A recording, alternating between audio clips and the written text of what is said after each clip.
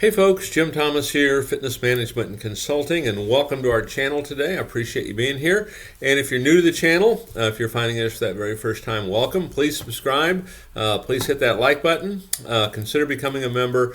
And then to learn more about me, learn more about my company, and how we can take your business that next level, please check out those links below. And a couple links that I would point you to as we kind of kick off the new year here is check out the funding links.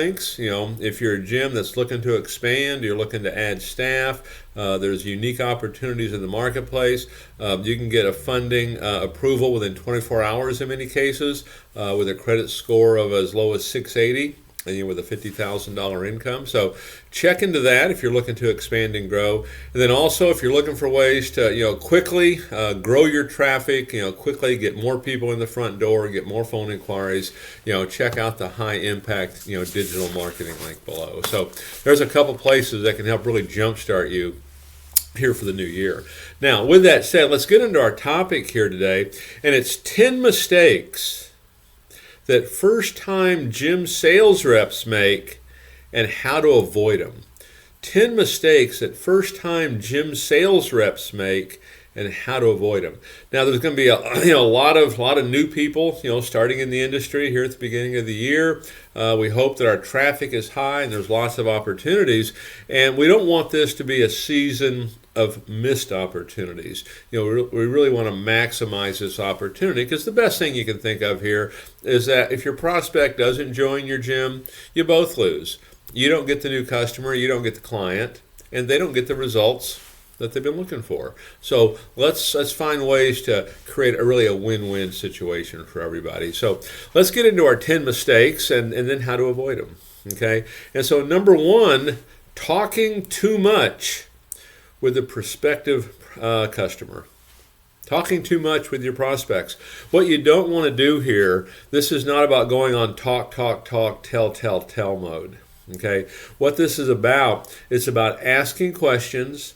It's about learning as much about your customer as you can. It's about finding out, what it is they're looking to accomplish. Why is it important to them? What problem do they want solved? What solutions are they looking for? Don't just talk, tell. And one of the things that I have found, if we struggle with that just a little bit, hopefully we're using a needs analysis, right? If not, we want to get one. But on your needs analysis, get in the habit of taking notes. And, that can be good for a lot of reasons. If the person doesn't join, it's some great follow-up information on how you can communicate with the person. But one of the things that I have found to be true is if we're trying to ask questions, we're trying to find out more about the customer, and we want to be asking questions, we can't take notes if all we're doing is talking. Okay, we have to be asking questions. They're going to answer them, and we're going to take notes on it. So that's a great way to do that if you find that we're talking too much. Number two, going into the price conversation too soon. Going into the price conversation too soon. And so here's the thing. It'd be great if everybody walked in, hey, here's what it costs, let's get you started. That'd be great, right? But the thing is, we have to build value. We have to build value first. We have to show the customer how we can solve problems. We have to show them how we can provide solutions. Then we can show them price. Okay, if you jump into it too quick, you haven't had a chance really to show that value. Okay, so don't just jump into the price conversation too quick. Number three, failing to research the prospect. Okay, before getting them on the phone or sending them an email. Failure to research the prospect before getting them on the phone or sending them an email. And, depending on, what the status of that prospect is, or, where you're at it. If you're brand new and maybe you took over a database of somebody else, go back and review the notes. What kind of conversations have been had? How many phone calls have been made? How many messages have been left? Have they been in the club? Do we know anything about them? Your CRM might hold a lot of information in there. And even if it's yours and you've had it for a while, go back and take a look and review, what's been discussed, or, where you're at with this person.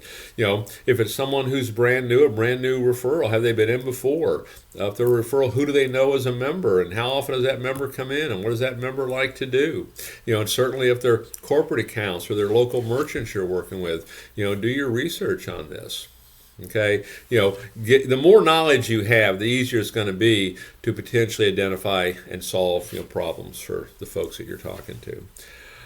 Number 4, neglecting your existing members in favor of chasing new business.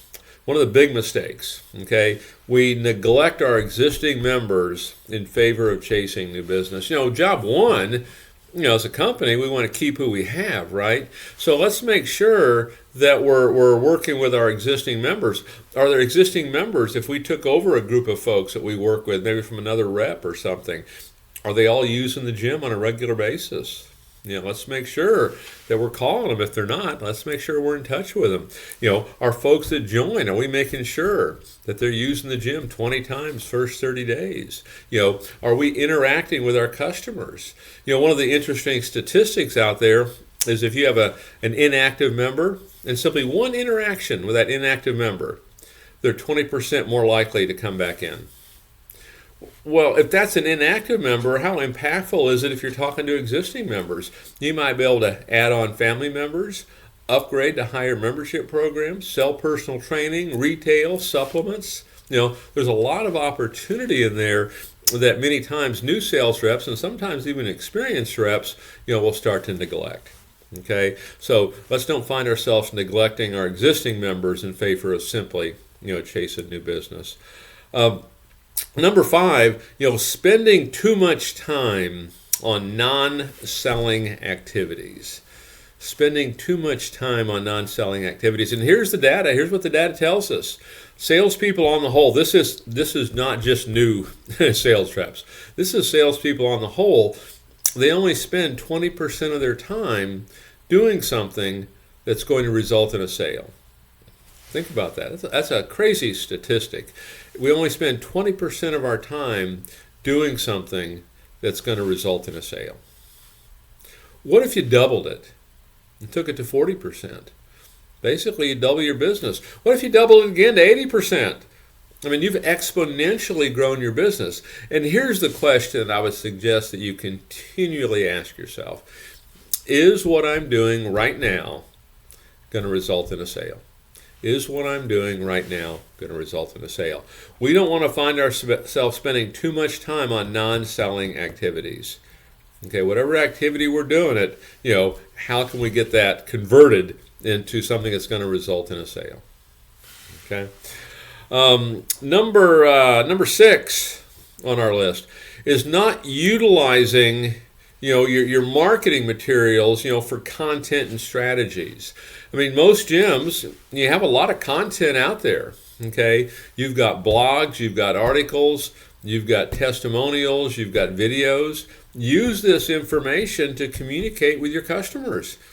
Share with them videos, share with them blogs, share with them articles, share with them testimonials that are on your site. And if you're in a situation where you don't have that, find other articles that maybe are relative to what they're looking to do, whether it be weight loss or running a marathon or whatever it might be. But there's lots of content out there that you can utilize, to communicate with your customer, because we want to do it in a number of different ways. We just don't want to do one thing. Okay, utilize everything that you have, and so utilize all your marketing materials. And really, it's that content. Blogs and articles and press releases and videos and testimonials and all of that. Utilize all of that to communicate with your customer, because it's going to take 9, 10, 11, 12 attempts to communicate with them to finally get them to where you want to go. In most cases. Okay.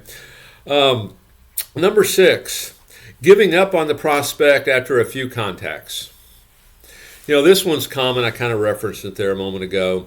But from what I see, about half the leads that we have never get called back.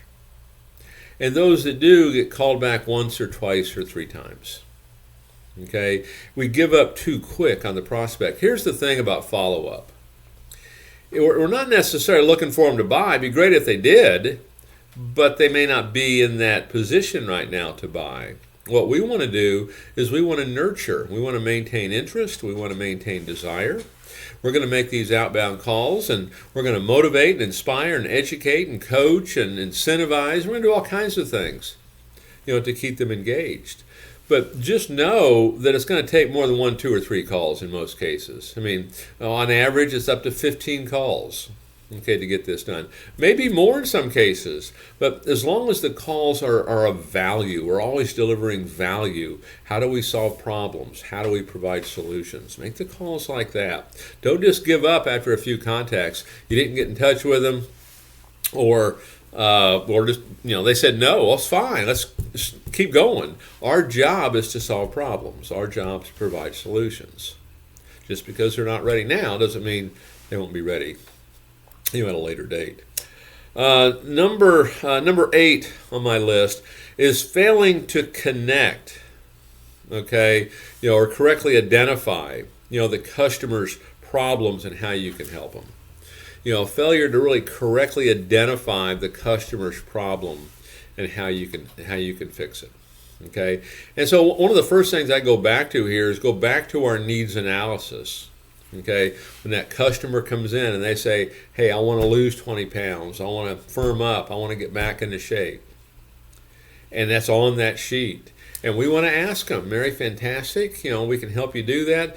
Tell me, why is it important to you to be able to do that? Mary, tell me, how will that change your life if you're able to do that? And it's important to her because A, she wants to get off medication.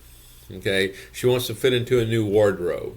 Okay, she's in the process of getting married. She wants to fit into her wedding dress. Whatever it might be, make sure we find out what that is. Now, one of the things I always like to do as an owner, as a manager, is I like for my sales rep to turn that needs analysis into me, just so I can look at it, because I want to see that they got that. Because they just can't say they got it. I want to see it written down, because it's surprising. What was the super objective? What problem do they want solved? Well, they just wanted to work out with their friend. They just wanted 2 free weeks. We're not getting the information we need at that point. Okay, you want to have some kind of checks and balances in there where you know that they're getting it. Okay, and if it's you, okay, if you're the individual salesperson, you're doing this on your own, you want to make sure you do it, write it down. Write it down. If you just say you got it, from my standpoint, you didn't get it because I don't have anything else to go by. I need to see that we got it. Okay. Number 9, not being 100% honest with the customer. Common mistake. Not being 100% honest. Oh, yeah, there's plenty of parking in the evening. Oh, yeah, it's easy to get into a class. Yeah, you never have to wait on equipment.